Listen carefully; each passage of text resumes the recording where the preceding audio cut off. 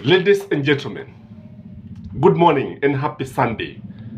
It is my hope that you are well, you are fine, and despite the rains that are actually coming, it is also worth noting that William Samoei Ruto has just 3 years in office. Ni miaka mitatu ya kuharibu nchi. Baada ya miaka mitatu Wakenya wako na uhuru wa kuchagua rais mwingine. And it is going to happen, ladies and gentlemen, because for the last 2 years William Samoei Ruto has been repeating the same thing. Amekuwa tu akizungumzia swala lile moja tu, swala la kutoa ahadi. Tutafanya, tutatega, especially the people of Mount Kenya. Just listen to this when he was in Nyeri. Odaya na tutaleta hapa Tetu. Kila factory, sababu na factory. Kila factory sasa tutapeleka mbolea kutoka kwa factory. Sasa ile unapeleka kahawa yako unarudi na mbolea nyumbani. Sikia. Ndio. Unaelewana? Kwa hivyo ana namna gani? Mpango wetu saa hizi tuko na 50,000 metric tons. Nini? In 1 year tunataka ifike 80,000 metric tons. Ala? And in 5 years tunataka ifike 200,000 metric tons. Wow. Ndio mkulima aweze kufaidika. Wow. Wakulima wetu tutasaidiana kuendelesha hiyo maneno. Sisi kila mtu anataka pesa mfukoni na namna gani? Mambo ya chai pia tumesema, mambo ya chai tumefanya mkutano kubwa kule Kericho ya stakeholders wote wa chai iliongozwa na Deputy President. Tumekubaliana ya kwamba chai hatutaendelea kuuza chai ya Kenya kwa magunia. Sasa tutafanya ile inaitwa value addition. 50% in 5 years of all our tea must be added value. Na tumeondoa ile ushuru ya VAT kwa chai. Tumeondoa ushuru ya VAT kwa packaging ya chai. Ndio mkulima aweze kupata pesa zaidi kwa mfuko. Tuko na wakulima wa chai huko. Mko wakulima wa chai dunia hii. Hiyo maneno tumepanga vizuri, waziri yako hapa na tumekubaliana ya kwamba hii kilimo lazima itusaidie kutupatia utajiri na iweke pesa kwa mfuko ya wakulima. Ama namna gani jameni? Tuko pamoja? Na tumekubaliana vile vile ya kwamba hiyo kazi yote tunafanya tukilenga haki ya kila Mkenya, tuondoe umaskini, tuondoe mambo ya ukosefu wa kazi. Tumekubaliana vile vile ya kwamba vile tunaongeza pesa ya watoto wetu kusoma. Sisi tunataka kila mtoto asome.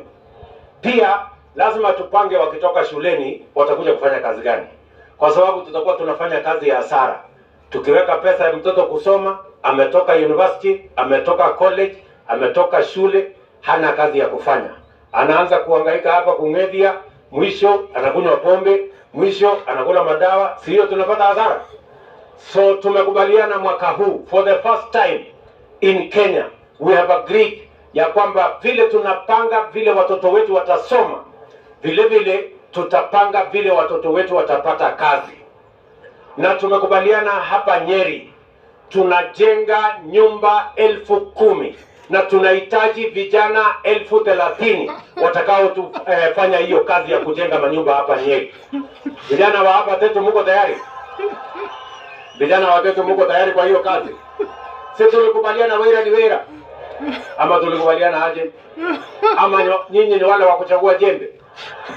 Sisi tulisema kazi ni kazi. Kazi ikipatikana ya plumber si mtafanya, na ya electrician, na hiyo ingine ya carpenter, na ile ingine ya mason, na kazi ingine hapo katikati. Si kila mtu anafanya ile kazi iko dunia hii. Kwa sababu tumekubaliana kazi ni kazi. Pia Wandeto huyo nimemwambia hapa kila ward lazima tukue na ICT hub. Kwa sababu tumekubaliana na marafiki zetu. Rais wa Marekani amekubali. Rais wa Ujerumani alikuwa hapa Kenya. Anasema anahitaji vijana 1,400 wa kufanya kazi. Rais wa kutoka Singapore alikuwa hapa. Rais wa Korea nimekutana na yeye, anakuja mwisho wa mwezi huu mwaka huu. Na wote wamekubali wa Kenya ni watu wa bidii na wanataka kutupangia ajira. Sasa hapa Tetu kama vile tutafanya kila constituency ya Kenya, Tunataka ICT hub in every ward. Tunataka vijana 400-500 katika kila ward, tuwapangie ajira ya digital jobs. Si umesikia Wandeto ile kitu nimeambia raia? Sasa unapojipanga mimi na wewe. Ama namna gani? Si ndio? Tunaelewana jameni? Ndio wakati tunasomesha watoto pia tunawapanga vile watapata nini? Vile watapata kazi. So hiyo kazi yote tumepanga, na mimi nataka niwaeleze. For the first time we have a plan on how we are going to create jobs so that the young people of our nation can use their energy and talent and expertise in growing our country, in developing themselves and in building our economy. Tunaelewana jameni? Na hiyo kazi yote tumekubaliana itafanyika. Ndio sababu hata kwa hii finance bill, tumesikia hii finance bill ambayo imepita juzi. Wengine wamejaribu kutusumbua kule kotini. Lakini mimi nataka niwaambie tukae chonjo, tuko pamoja, tutahakikisha kwamba kazi hiyo inasonga mbele. Tumeweka kwa hiyo finance bill ya kwamba hatutakuwa tunaagiza ile vitu ambayo vijana wa Kenya wanaweza kutengeneza. Kama nini? Tumesema hatutakuwa tunaagiza ati furniture. Hatutakuwa tunaagiza simiti. Hatutakuwa tunaagiza ati chuma ile inayokutumia kutengeneza manyumba. Hatutakuwa tunaagiza ati samaki. Sasa niwaulize nyinyi watu wa Teto. Ati tunaagiza furniture kutoka Ulaya. Kitanda na meza. Sasa mimi nauliza wewe, kitanda, kwani kitanda iko na Kiingereza gani ambayo inatakana ndio mtu atengeneze kitanda? Si kitanda inataka mbao na msumeno na randa na nyundo na msumari. Si kitanda iko tayari? Ati hiyo ndio tunaenda kuleta kutoka China? Sio, ni ukumbavu? Ama namna gani? Ndio tumesema kwa hii budget, kama wewe hutaki kulala kwa kitanda imetengenezwa na hawa vijana, hata chini unaweza kulala. No problem. Sijui kama tunaelewana watu. Na tumesema samaki tena hatutaagiza kutoka nchi nyingine. Hawa vijana wataenda hapa kwa mito yetu, wataenda Indian Ocean, wataenda Lake Victoria, wavue samaki, tukule samaki ya Kenya. Chuma tutatengeneza viwanda yetu. Samiti tutatengeneza viwanda yetu. Ndio ajira ipatikane Kenya, hawa vijana wapate ajira, tuzalishe mali katika nchi yetu, tuzalishe utajiri katika nchi yetu, tuweze kupigana na umaskini, ndio Kenya iweze kwenda kupiga hatua ya kwenda mbele. Tumekubaliana watu wa Teto? Nego kana tigwo. Nego. Tumekubaliana. Hiyo kazi mseme tuendelee namna hiyo. Na ya mwisho, tumekubaliana ya kwamba uchaguzi ilimalizika tarehe 9 mwezi wa 8. Kwani uchaguzi ilibaki, kuna yenye ilibaki hapa Teto mnataka kufanya kazi hivi karibuni? Si mlimaliza ya MCA na ya mbunge na ya senator, hata ya rais mlimaliza. Sasa kuna watu wengine wanatuambia ati iko story nyingine sijui ya 7. Sasa tumewaambia hawa watu waacheni mchezo. Ama namna gani? Waacheni kutuhadaa. Mambo ya uchaguzi tulimaliza. Ile mambo tunataka kwa hawa watu ni mawili. Tumemwambia bwana Kitendawili, nyinyi mmezoea tabia mbaya. Mnalete fujo, ati maandamano, mnapiganisha watu, ati mnabebesha vijana mawe wapige polisi, mnaharibu biashara ya watu, mnaharibu mali ya serikali, mnachoma barabara, mnaharibu mali ile. Hiyo mambo yote tumesema going forward hakuna tena maandamano ya fujo itafanyika katika taifa letu la Kenya. Ama mnasemaje watu wa Teto? Si hiyo mambo ya maandamano tukomeshe na ikome kabisa. Na kwa sababu wamezoea hiyo tabia mbaya, wanalete fujo ati ni waingie kwa serikali. Walikuja wakaletea fujo Moi akawapatia cooperation. Wakakuja wakasumbua Kibaki, wakaenda na nusu mkate. Wakakuja wakazungusha Uhuru, wakaenda na handshake. Hii serikali ya mahasla hii iko hiyo maneno kweli? Hii ya mahasla hakuna handshake, hakuna nusu mkate. Mtu ya Kitendawili kazi ambayo tumebakisha ni kuweka yeye kwa wheelbarrow mpaka Bondo. Hakuna kazi nyingine imebaki. Ama mnasemaje? Hiyo ndio kazi imebaki. Na ile kazi nyingine ni kazi ya hawa vijana. Ladies and gentlemen, Ruto is a comedian, if you have never known. This man has been playing with Kikuyus minds, especially about Kenya. Sasa Raila ameenda bondo kwa wheelbarrow kama mnavyoona.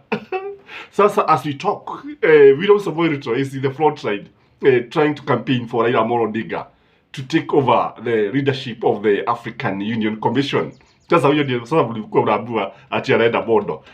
Tena Wakenya bado wanahadaiwa. Wanaambiwa vile ambavyo watakuwa pesa mfukoni. Sasa hivi Wakenya wanalia, wakulima wanalia.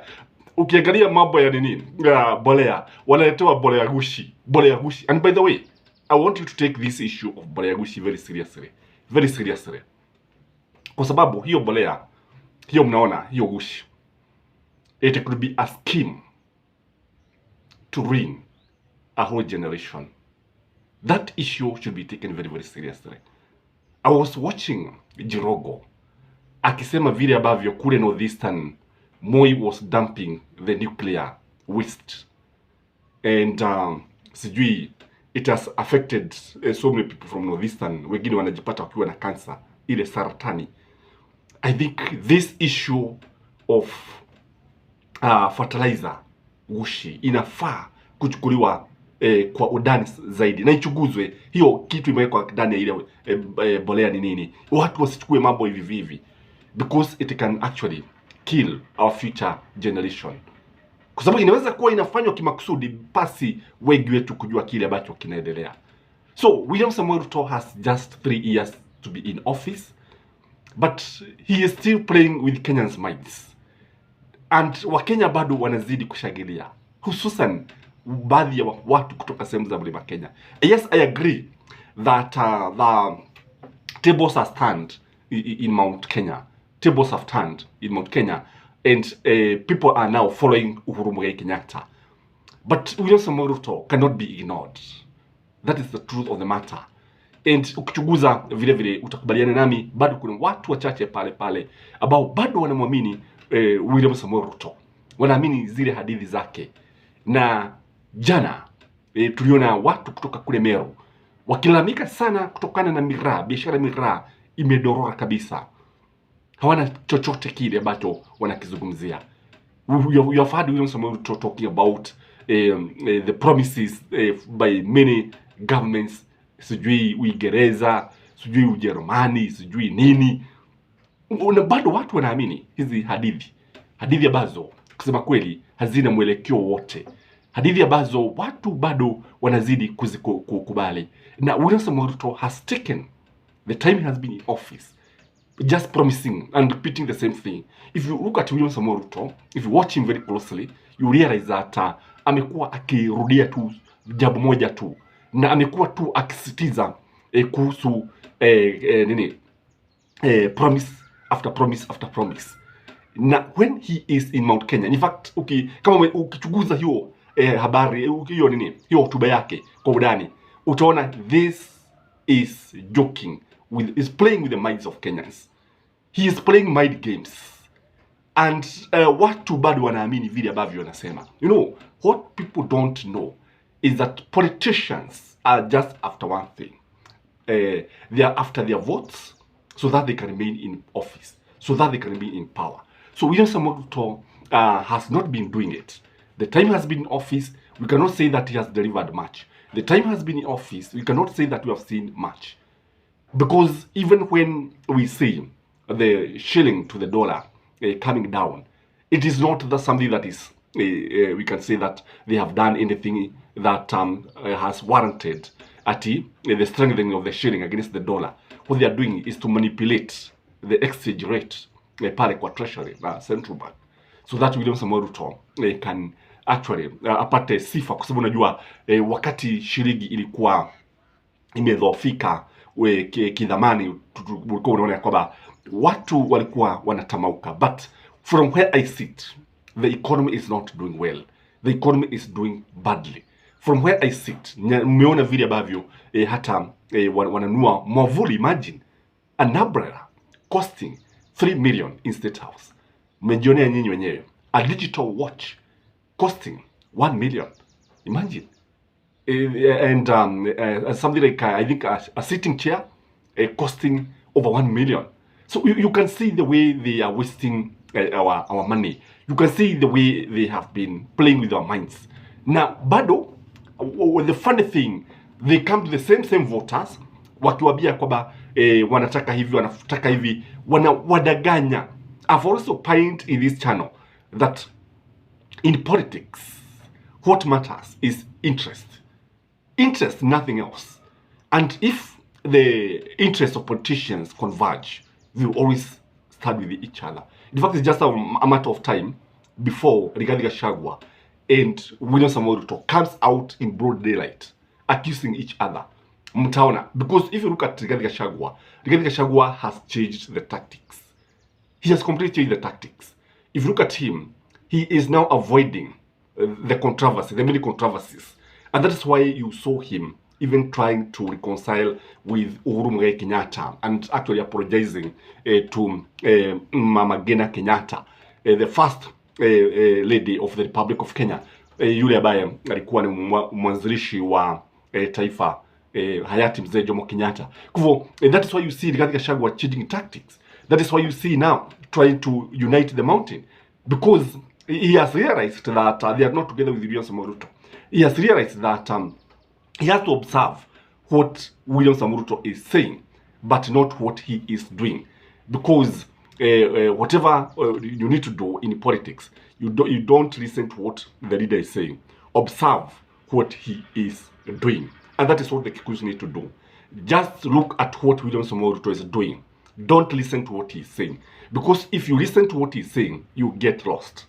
Sasa kama ulifuatilia ile mambo ya baba, ati baba awekwe kwa wheelbarrow, ati apelekwe bodo.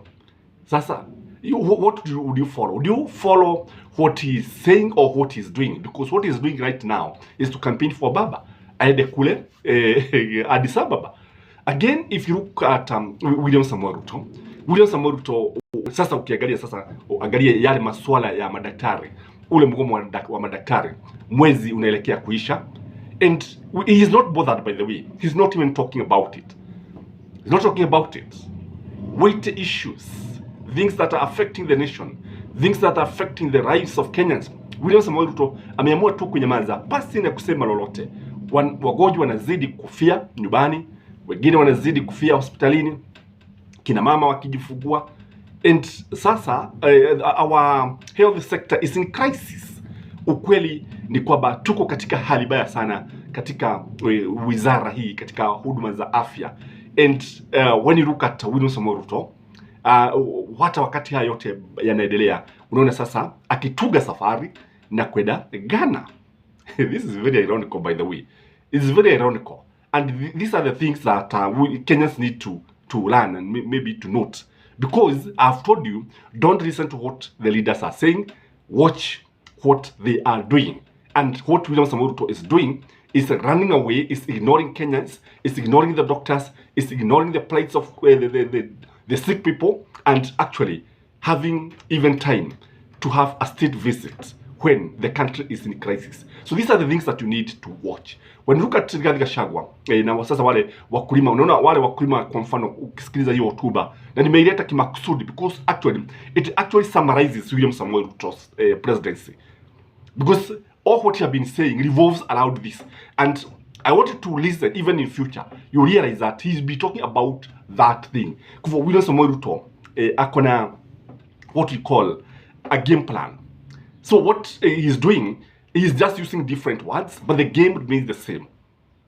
The strategy remains the same. The theme remains the same. Maudhui ni yale. Kile ambacho kinabadilika ni muktadha ya hali. But mambo ni yale tu ambayo yanazungumzia. Kwa mfano sasa umesikia hapo akizungumzia masuala ya wakulima wa majani chai. Na anasema vile ambavyo sijui wameongea, Rigathi Gachagua alikuwa pale, Vikari Ntuli, and alikuwa sijui hapo sijui nini. But from all angles, if you come now on the ground, you realize that the farmers are crying. You realize that the farmers are not happy. You realize that hakuna pesa, lakini watu wakiambiwa ati wakulima wako na pesa, si kweli, hawana pesa. Wakulima kama wangekuwa na pesa, nafikiri wangekuwa na muunga mkono William Samoei Ruto. Because all said and done, what Kenyans want is William Samoei Ruto to deliver. What Kenyans want is to see the government delivering. And if the government is not delivering, it is not doing anything. if the government is not putting money into our pockets, it's not doing anything. It's not doing anything. Sasa hii mambo ya kusema ati uga, bei ya uga imeshuka, hatukatai imeshuka. But kwa nini imeshuka? Imeshuka because God has provided enough rainfall. That is the truth of the matter. There is bumper harvest. Not that the government has done much. Na hii ni kawaida tu, because when the supply is very high and the demand is low, the price definitely will come down. That is basic economics. And if you look at something like, say, the cost of electricity, the cost of electricity is still very, very high. Very, very high and unaffordable. Now that is why you see, hata watu wengi hawajishughulishi sana na haya mambo ya stima, kwa sababu what people are now doing, they are looking for alternatives. Wameanza kutafuta magenerator, na nasikia sasa serikali kusikia ati watu wameanza kujiwekea solar. Sasa wanaanza kufikiria vile ambavyo wanaweza kutax, because when Kenyans come with an alternative, these people will always tax people, so that now they can be connected to the KPLC. Na ni yale tu ya when men learn to shoot without missing, birds will always learn to fly without perching. So Kenyans are learning to fly without perching. So why should they be taxed because of this? And again, when you look at William Samoei Ruto's cabinet, still ni ile tu, hafanyi mabadiliko. Unajua kama William Samoei Ruto angekuwa more serious, I think some of the CS should not be in office. In fact, most of them should not be in office. Kwa sababu wako pale kujiribikizia mali. Wako pale kuhakikisha kwamba wameweka pesa mfukoni. Not that they care about this nation. Wamewekwa pale kimakusudi. Because some of them, I look at them, najiuliza